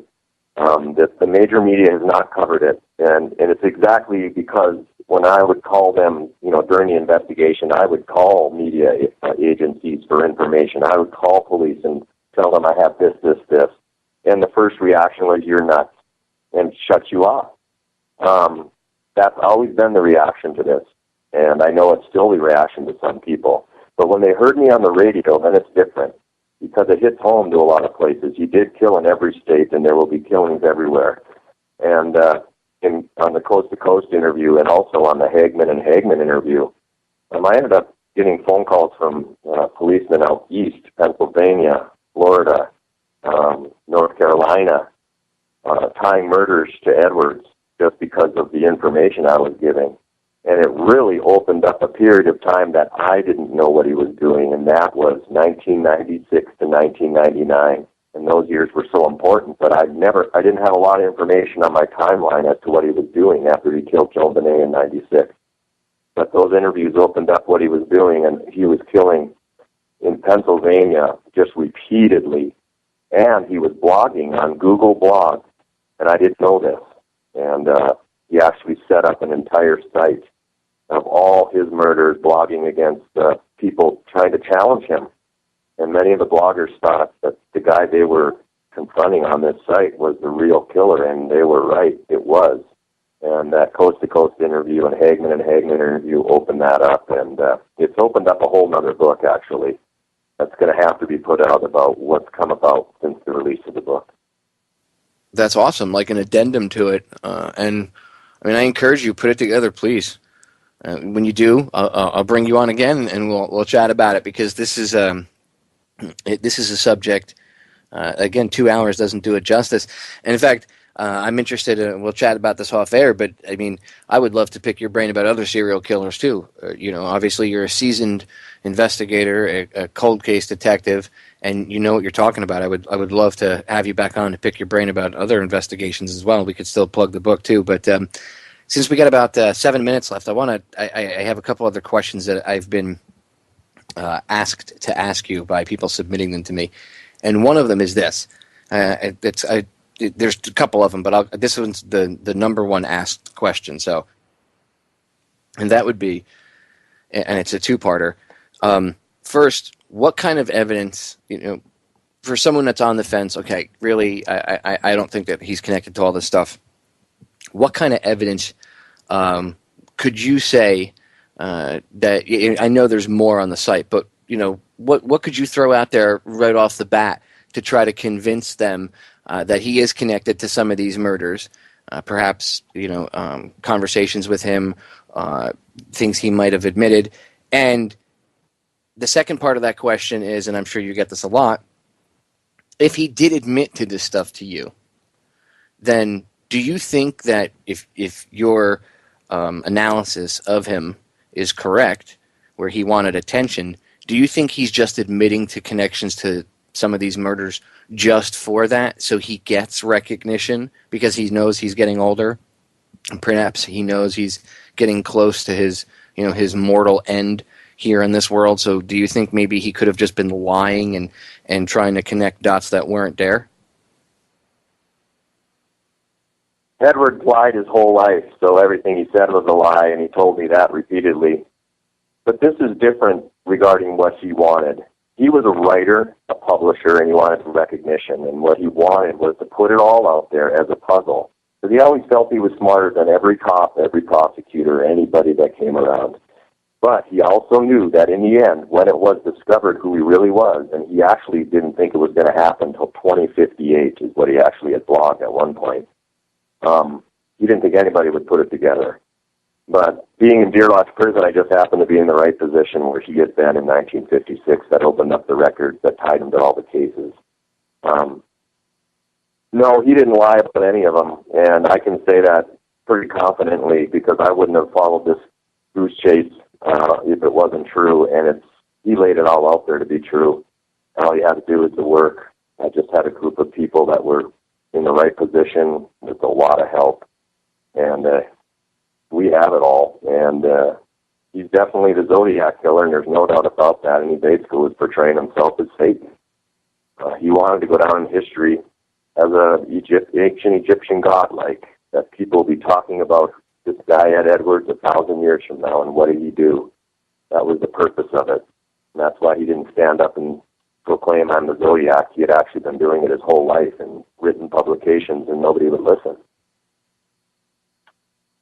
Do you think that over the course of time, maybe perhaps investigators taking a lead from your book? Because that's why I'm glad you wrote the book, because it's almost like you've taken all this evidence that you had, and instead of trying to talk to somebody about it, and it kind of sounds scatterbrained to them, you can give them this book and say, read this. Here's the website as an addendum to it. Do the research yourself. Do you foresee, as an investigator, as a seasoned cold case detective, do you foresee your fellow compatriots in the law enforcement community taking this seriously and perhaps solving some of these murders and being able to finally, with maybe DNA evidence or some sort of concrete evidence, being able to nail him on the books for a lot of these murders? Yeah, I do. It's going to take a long time to unravel, though. It took 66 years to create, if you think about it. Every waking moment of his life was thought about killing somebody, setting someone up, and also taunting the police with false letters and everything else. So, yeah, I knew it would be a long time. I didn't think it was going to be this long, but now that I've been in it this long, I realize that it'll be 3 or 4 more years, I think, before the actual, what he actually did comes out. But yeah, they'll be forced to. There's a lot of people sitting in prison right now, and the police have the evidence. They have the letters. The newspapers have the letters that Edwards sent. There's a lot of letters that Edwards sent that were never divulged, and those letters were the answer. It was always about the writing. The last question we have time for, because we have about 3 minutes left, is all the evidence that you have compiled, to connect him to these killings, is it, again, from a seasoned cold case detective standpoint, looking, how you could build a case through the legal system, get prosecutors to take it seriously, is it all just circumstantial, or is there more to it? Is there enough evidence, perhaps being able to link him? I'm sure they have a DNA sample still of him somewhere on file. Is there evidence maybe to compare to an old sample of his to see if they could connect him to any of these other murders? Yeah, he's actually in the DNA CODIS data bank. But because he planted evidence, you can't just check the DNA. But what you can do is you can take your old evidence in your cases and send it in and see if he left evidence. Because in the old days, he was leaving skin cells and stuff like that, and we can now do skin cell DNA. But you really do have to do the investigation on Edwards. You just can't run his DNA. You have to look into what transpired in the case, because they all stand out. They always had a satanic connection. There were usually anonymous phone calls and letters in all of them. And it's actually the wounds on the victims' bodies and things actually tied to ritualism and satanic occults also. So there's a lot of things you have to look at. And my book basically is just 400-some pages of a summary of the investigation, but I have hundreds, if not 1 million pages of the documentation on this guy and what he put out over the years. And that's kind of what I'm got the website for, and I'm slowly getting all my documents in there, but I've got thousands and thousands of pages that I'll be putting on there for people to read, PDF files of Edwards testifying in trials and things like that. I'm really interested to see what comes of this, and in the long term, 4 or 5 years from now, if you'll see on the news out of nowhere one day, John Cameron, cold case detective John Cameron solves, old murder, Black Dahlia murder solved, whatever, John Benet Ramsey murder solved, whatever. It would be interesting to see if in 4 or 5 years it actually comes out, or if he is connected to some of these deeper, darker cults, then maybe it won't. Who knows? But hopefully there will be some good law enforcement officers out there that'll pick up the ball and run with it. John, we are out of time. thank you so much for coming on, sir. I appreciate it. Thank you for having me. I appreciate it too. It's been an honor, and like I said, I'll chat with you off air about coming back on, so stay right there. Ladies and gentlemen, we are out of time. Check it out. I urge you to always do the research yourself. This is Sparta! ColdCaseCameron.com, ColdCaseCameron.com. The book is titled It's Me, Edward Wayne Edwards, the serial killer you never heard of. We are out of time. As I always tell you, the solutions to our problems are an inside job. Do your research. I love you all. I'll catch you all again live next week. I am out of here. Murders, particularly back in the 50s and 60s, because Edwards had apparently ran the country back in the 50s and 60s as an escaped criminal and committed a rash of robberies. But now in 2010, when he's being identified as a serial killer, they wanted everybody to look back and see if they could put him in their towns during any killings. And being a retired cold case detective, I had an unsolved double murder that happened on New Year's of 1956. And in that case, a young woman and man were parked on the banks of the Sun River in a car and were approached by someone dressed like a police officer with a flashlight. And he ordered them out of the car, and he forced the girl to tie the boy up with a belt. Then he put the boy on his knees and executed him in the head. And he kidnapped the girl, and then he terrorized her for several hours and then took her to the top of the highest point in town and put her on her knees and executed her and got away with murder. In 1956, the case never got solved. But in June of 2010, when the memo came out, I was able to tie Edwards to Great Falls at the time of the murder because I worked in Deer Lodge Prison and had access to his criminal records and proved that he had actually been here and fled right after the murder and got away with it. So that's how I first got introduced to Edward Edwards. He was confessing to 5 murders. I had an unsolved murder. I connected him to it and decided to confront him with a letter to see if he'd confess. So we know for a fact on the books right now that he's got 5 murders on him, correct? Yep, 5 murders spanning 20 years. Okay, and that's what he's legally on the on the books with the legal system got charged for. But how many would you say? And we're going to dive deep into this. But how many would you say, in your estimation, from the time you started investigating this till now, do you think he killed in reality? Well, when you look back at how he worked, in 2009, when he finally got caught, in 2010, when he finally confessed to the 5 murders, 4 of those murders were very similar to the 1956 Great Falls murder. That is, they were couples who were kidnapped, stabbed, tortured, shot, just horrible. And they were kind of like Lover's Lane's killings from 1977 and 1980. So he confessed to those to get his death penalty in 2010, and they matched the murder that I had in 56. So I knew that he'd been killing from 1956 until 2010 when he's finally confessing. And so I went back, actually, to the very beginning of his life and spent the last 4 years documenting the entire investigation, interviewing his wives, children. And the number of people he killed will be in the hundreds, if not over 1,000. Wow. Just wow. The fact that this guy was killing from the time he was 11 years old, and actually isn't there, I think his mother was killed, right? His mother was shot in the stomach. Was that done by him, or was that done just in his presence? That's a very important part about what happened to him. He was born in 1933. That's the height of the Great Depression. And he was born in Ohio, near the Cleveland area. And he was raised by an aunt and uncle until the age of 5. And that aunt and uncle always told him that they were his parents.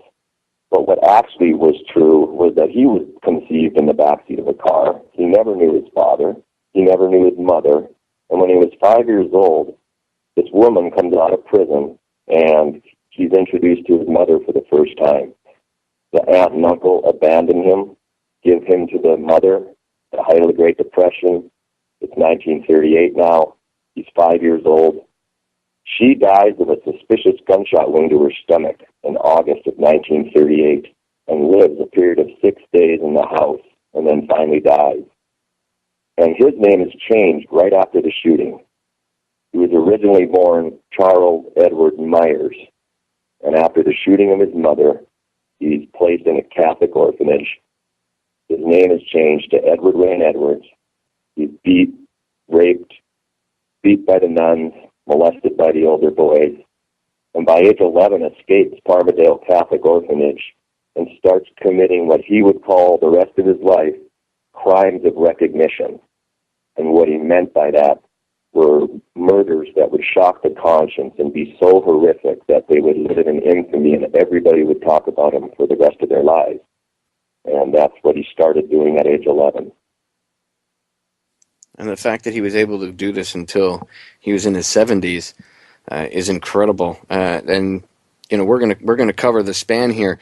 So let's start off with his first couple of murders when he was 11 years old. I mean, to think that an 11-year-old could kill, for me, it doesn't go beyond the pale, because I understand. I doing researching this stuff since I was a teenager, well over 20 years now. I've come to an understanding that kids can be just as evil as adults. I mean, I have a book called Lustmord. If you've never read it, get it. I suggest go ahead and grab a copy. It's cheap on Amazon.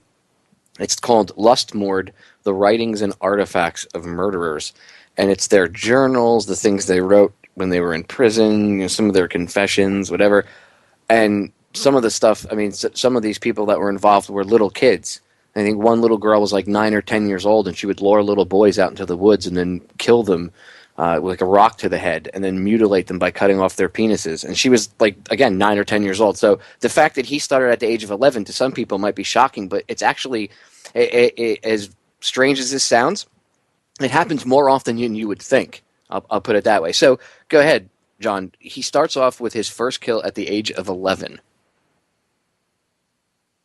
Yeah, by the age of 11, it's 1945, and he escapes the orphanage, and he goes to Chicago, where he breaks into the homes of 2 women sleeping, one in June and one in December of 1945, beats them in the face, stabs them, shoots them, and then writes messages on the wall, very childish messages stating, "Please stop me, I can't control myself."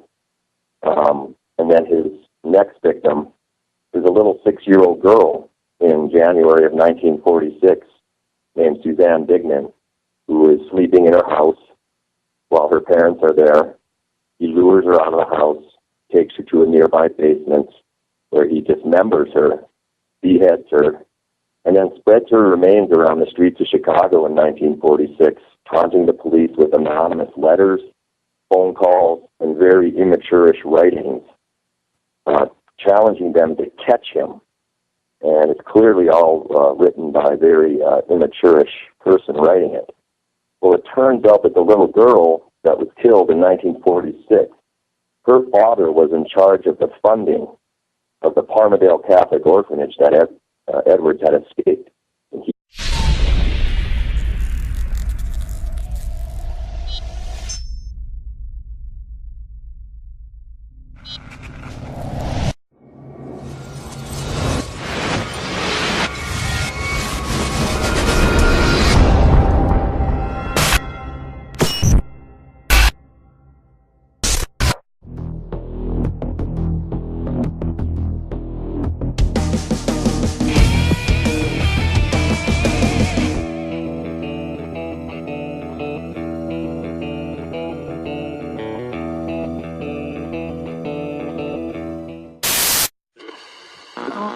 One world currency.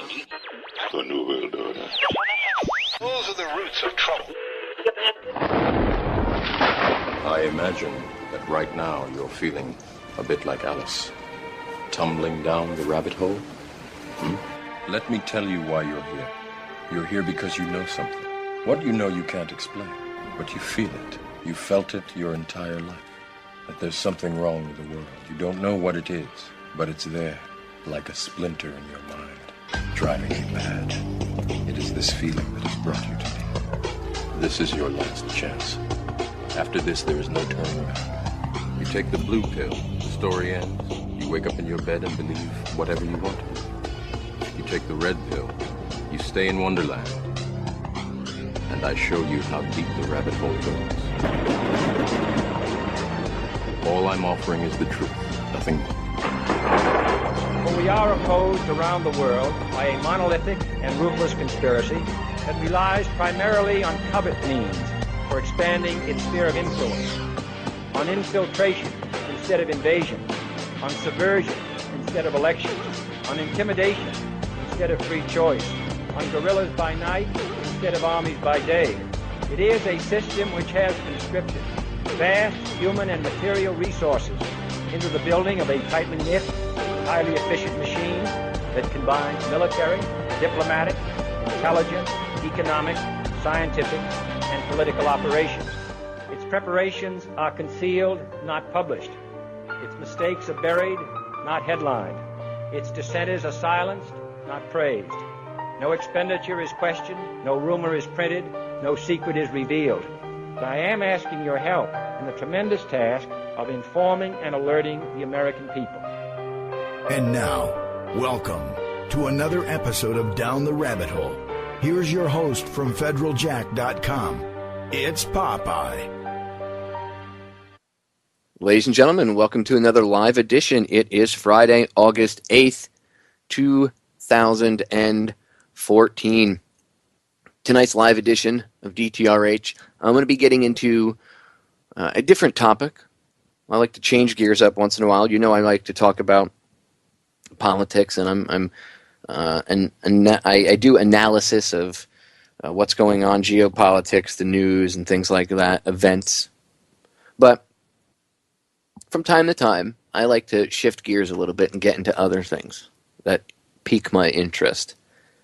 And it also helps you understand sometimes some background information about things. In this case tonight, we're going to be talking about serial killers, and that'll help you at least understand somewhat the psychopathy of the very people that become politicians. Most of them have the same type of thinking and the same lack of remorse for human beings. Anyway, since I'm normally talking about politics and all that, if you're into this, you really won't be disappointed. Anyway, my guest tonight is John A. Cameron. He's a 53-year-old retired police detective from Great Falls, Montana.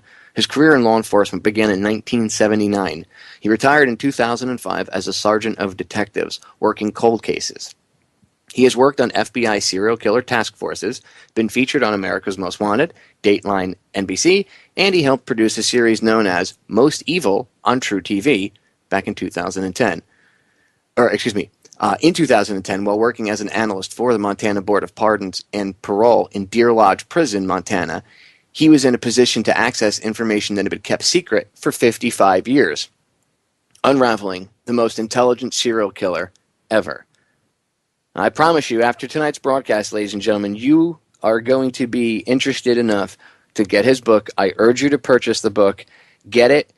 Do the research. Once you read the book, cover to cover, don't just come up with assumptions or just read the book and then go to his website.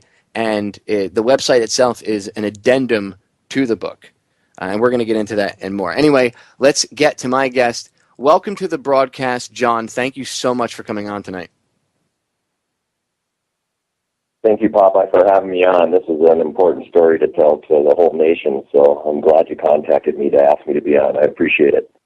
Well, I respect. I was a private investigator. I was never a law enforcement officer myself. I was in the Coast Guard. I did federal law enforcement, and I was a private investigator for a couple of years. And I did investigations and stuff, but nothing, to this magnitude. But between being an investigator myself of sorts and doing investigative journalism and then having this interest in serial killers, when I came across your interview that you did on Coast to Coast, I was just blown away because, I mean, like I said to you, I went back and listened to the interview 4 or 5 times before I called you because my jaw was on the floor because you were able to connect this guy, Edward Wayne Edwards, that I've never even heard of, to a lot of these different murders, some of them very famous. And, it blew my mind because here, I could say, again, well, if I wanted to be a skeptic, well, this guy, he's just an author, maybe he's just trying to sell a book. But here you are, a seasoned cold case detective. You've worked on task forces going after serial killers. So this is not, not that someone, independently couldn't do it, an author, but it just goes to show you that disparaging thinking has to go away. I mean, here you are, a seasoned professional, and the information you're bringing it's like dropping atomic bombs of information. So I'm going to shut up. I'm going to give you the floor. I'll start with this. What got you interested in Edward Wayne Edwards, considering, like you said, the serial killer you've never heard of? Sure, let me tell you a little bit about me and how I became to get involved with him. I'm a retired police detective from Great Falls, Montana. I did 24 years here and specialized in cold cases. And when I retired, I went to work in Deer Lodge Prison, Montana for the parole board. And my job was to interview inmates that were asking for parole and analyze them, dig up their records, interview them, and then make a recommendation as to whether they were worthy of a parole. But in this position in June of 2010, I was notified about a serial killer back in Ohio named Edward Wayne Edwards, and he was 77 years old in June of 2010 when I first heard of him. He had just been caught for his first murder and was confessing to 5 murders in June of 2010 in Ohio and Wisconsin, and those 5 murders spanned a 20-year period of time. And so a memo went out to any communities in the United States that might have unsolved double... Tonight I want to focus on another interesting topic, and that would be serial killers. Now, in order to do this topic justice, I'm going to have to do multiple broadcasts on this. And I plan on it. But to start off with, to pique your interest in this is something I've been researching since I was a teenager. I wanted to bring on an author that I heard recently on, it was an archived interview he did, if I remember correctly, it's from back in May, on Coast to Coast. And I had stumbled across it looking for some serial killer documentaries and stuff one night on YouTube just to see if there was anything out there that I haven't seen yet, or maybe some more information for me to gobble up about 3 o'clock in the morning. And I stumbled across this interview. And I was just blown away by the information by the end of the broadcast. And I know that there are a lot of people that might say, well, I don't know, a lot of what he says, could be he's connecting a lot of murders and stuff to one individual. But there's, I got to tell you, this is not just somebody sitting in their basement connecting the dots and coming and saying, hey, Popeye, can I come on your show? This is a retired detective, and he was a police detective, or sergeant of detectives, I should say, for a long time, and he retired back in 2005. I'm going to read you his bio in a second, but this isn't some dude sitting in his basement, in his mom's basement with a tinfoil hat on his head coming up and trying to connect the dots where there aren't dots. This is a seasoned veteran investigator, a professional, someone who did this for a living. He's brought people to justice. I mean, he's a cold case detective.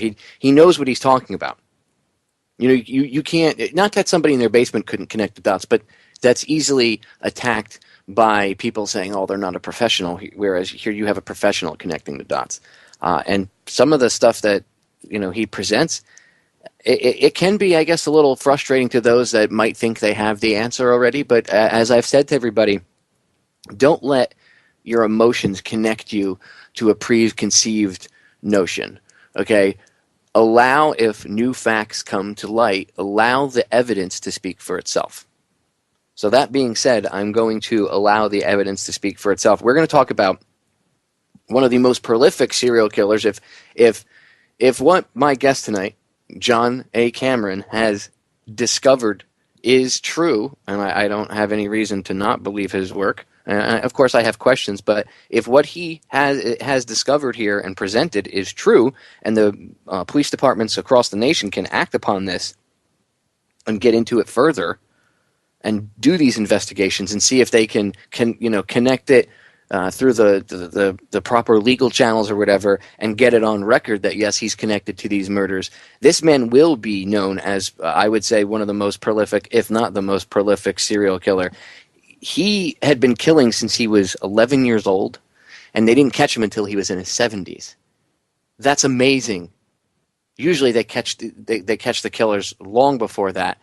The fact that this guy was out there for so long doing this just makes you wonder exactly how many people he actually did kill. But anyway, I don't want to waste any more time. Let me read you a little bit about my guest tonight, and then I want to bring him up because I don't want to waste any more time. I want to get right into this because this is going to, I know the 2 hours is going to fly right by. I spent the past week going over his book, and you have to get it, ladies and gentlemen. I mean, you definitely have to get his book. You can go to coldcasecameron.com. Coldcasecameron.com is his website, and the book title is It's Me, Edward Wayne Edwards, the Serial Killer You Never Heard of. Trust me, you won't be disappointed.